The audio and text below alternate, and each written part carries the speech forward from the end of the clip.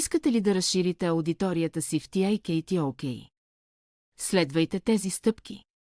Първо, запознайте се с аудиторията си. Използвайте анализ, за да получите информация за най-популярните си видеа и ангажираността на аудиторията. Преглеждайте списъка си с последователи, харесвания и видеокоментари. Ангажирайте се с аудиторията си, като прочитате, реагирате и отговаряте на коментари. Второ, работете съвместно с други създатели. TIKTOK е общност от създатели и сътрудничеството с тях ще помогне съдържанието ви да достигне до по-широка аудитория. Свържете се с други интересни създатели.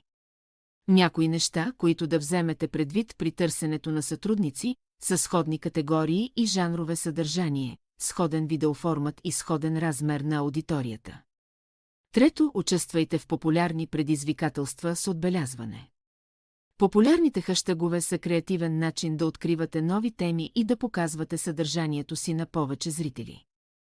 Участието в предизвикателства също ви помага да взаимодействате с общността.